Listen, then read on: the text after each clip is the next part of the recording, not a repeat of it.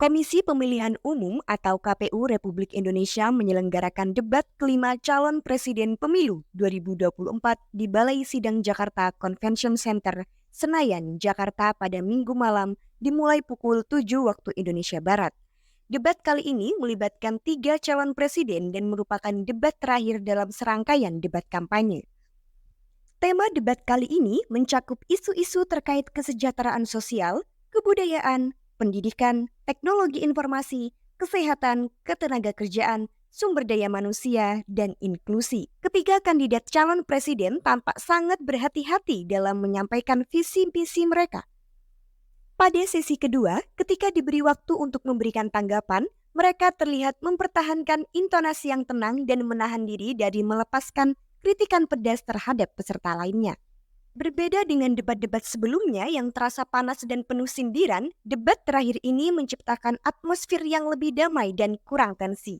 Para calon presiden menunjukkan sikap hati-hati dalam berbicara, memperlihatkan suasana yang lebih terkendali dan kurangnya ketegangan dalam diskusi. Dalam politik kali ini itu mesti diberikan contoh. Demokrasinya harus lebih baik, demokratisasi berjalan baik, kemudian contoh atau teladan pemimpin yang juga baik dan tidak ada konflik kepentingan seperti Pak Mahfud contohkan, dia mundur agar ini membangun integritas yang baik. Dan tentu saja keresahan yang muncul baik dari Gusmus, Muhammadiyah, bila membutuhkan diberikan bansos sesuai kebutuhannya, bansos plus. Bukan memberikan bansos untuk kepentingan yang memberi, tapi untuk kepentingan yang diberi. Pada preventif promotif itu jauh lebih baik. Kalau tidak kita kobol-kobol, biaya kita akan habis untuk menangani orang sakit. Tapi kalau kita bisa mencegah, maka inilah yang akan bisa membuat manusia bisa hidup sehat. Maka sekali lagi, anggaran pendidikan untuk mereka kemudian berekspresi, pemerintah nggak perlu takut. Masa takut sama pentasnya Butet? Kamu boleh loh pentas tapi tidak usah ngomong politik. Enggak. Pemerintah mesti dikritik, pemerintah mesti waras, pemerintah mesti dalam track. Dan biarkan mereka mengekspresikan dengan seninya, dengan karakternya, dengan budayanya. Dan kita cukup fasilitasi mereka yang akan mengerjakan. Begitu, birokrasi tinggal duduk untuk melihat hasilnya. Ya. Saya memikirkan Kementerian Kebudayaan, ya.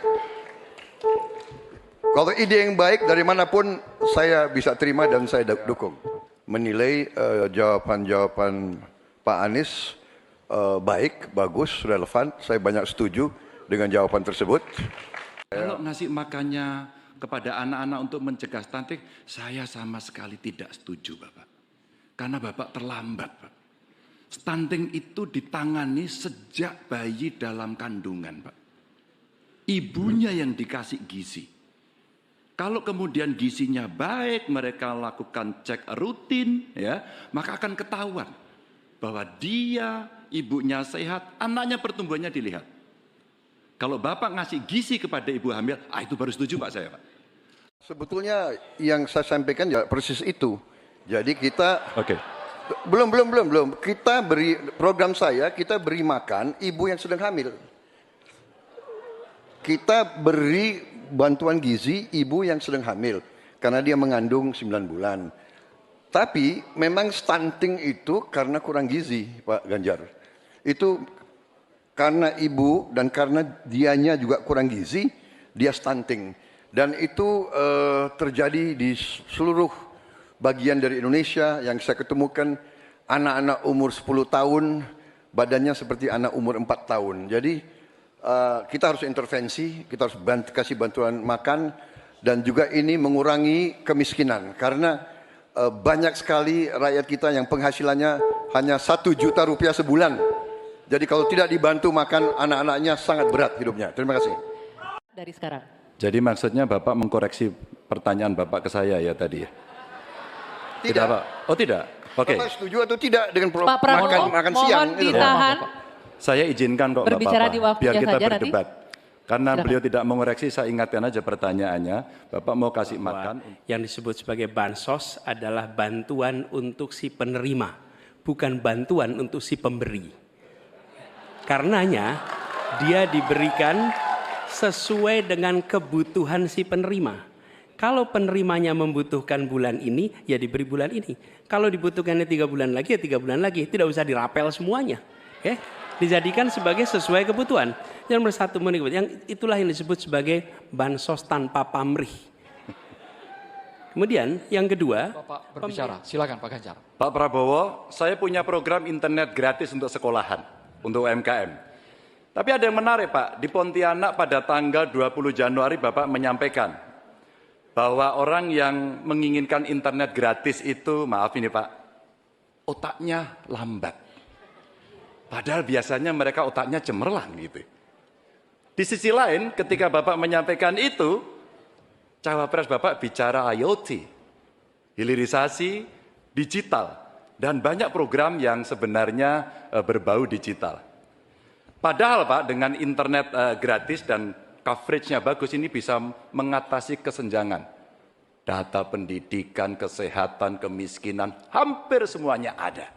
Nah, ini dari BPS juga sudah menyampaikan Pak, bahwa kondisi ketimpangan digital ini sangat tinggi di tempat kita. Pertanyaan saya kepada Pak Prabowo, setuju tidak Bapak untuk memperbaiki ketimpangan digital ini dan bagaimana caranya? Waktunya habis Bapak. Kami persilakan. Mungkin tidak lengkap yang Bapak dengar ucapan saya. Yang saya katakan adalah yang mana yang lebih penting, internet gratis atau makan gratis untuk orang yang sedang susah, untuk orang miskin, untuk orang kalangan bawah. Itu yang saya maksud. Kalau internet gratis, ya saya setuju, tapi jangan internet gratis lebih dipentingkan daripada makan gratis. Makan ini mutlak untuk rakyat kita. Mereka harus makan, anak-anak harus makan, orang miskin harus makan. Itu maksud saya. Kalau internet gratis bagus untuk ketimpangan digital dan sebagainya. Saya sependapat, mungkin ada yang lapor ke Bapak kurang lengkap. Saya kira itu, mungkin ya. Tapi saya tidak bermaksud bahwa internet gratis itu tidak penting, tidak. Kalau dibandingkan dengan makan gratis bagi saya strategik mengatasi. Kalau coverage internetnya bagus Pak, jejak digital tidak akan pernah hilang Pak Prabowo. Maka statement Bapak yang hari ini mencoba mengklarifikasi rasa-rasanya di publik sudah lewat Pak. Karena pertanyaan Bapak itu sangat clear dan membandingkan itu. Maka kalau kita Joko Widodo, beliau menyampaikan dan kita diingatkan untuk tidak memilih calon yang punya potongan diktator dan otoriter. Dan yang punya rekam jejak pelanggar HAM. Yang punya rekam jejak untuk melakukan kekerasan. Yang punya rekam jejak masalah korupsi. Saya sangat setuju apa yang